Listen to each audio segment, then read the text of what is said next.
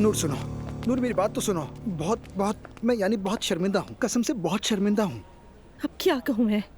देखो तारीफ करने के चक्कर में मैंने सारा मामला बिगाड़ दिया। मैं माजरा चाहता हूँ। I am really sorry.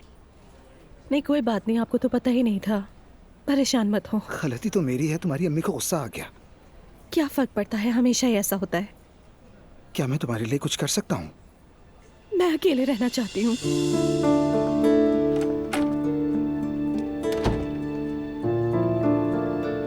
Zainab, क्या तुम नूर को देख सकती हो? वो अभी अभी अंदर गई है। क्या हुआ उसे? मरियम साहिबा ने उसे बहुत बातें सुनाई है, इसलिए उदास है।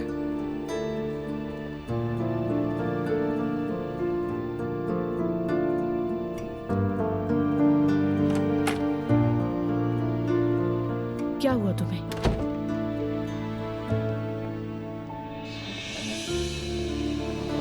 तुम ठीक हो? ठीक नहीं।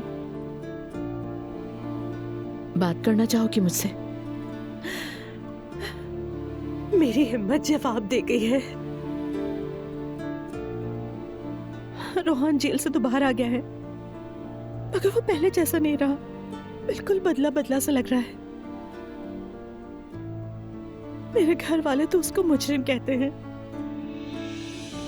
हर कोई मुझ पे चिल्लाता है और मैं बच्चों की तरह डांट खाकर थक चुकी हूँ। समझ नहीं आ रहा क्या करूं। नूर बेटा देखो, जब किसी खानदान पर ऐसा वक्त आता है तो कभी कभार वो खुद पर काबू नहीं रख पाते। दुआ के साथ मैंने यही गलती की थी, लेकिन ये हिफाजत के लिए होता है। हिफाजत के लिए? और नतीजा क्या मिला? तलाक हो गई उन दोनों की। बस इसी बात से डर लगता है। हाँ, लेकिन इसका मतलब ये नहीं कि तुम्हारे साथ भी ऐसा ही हो। मुझे नहीं पता, शायद ये रिश्ता शुरू से ही गलत था मेरे लिए। हमने बस जबरदस्ती निभाया है। अब इसका अंजाम सबके सामने है। रोहान हमेशा अमीर बनने के ख्वाब देखता था ताकि मुझे सब कुछ दे सके जो मेरे घर में है, और जो कुछ हुआ है मेरी वजह से हुआ है। नूर देखो, तुम्हारी कोई गलती नहीं है। तुम उसकी पहली तरजीह हो, ठीक है ना? प्लीज तुम खुद को इस तरह इल्जाम ना दो।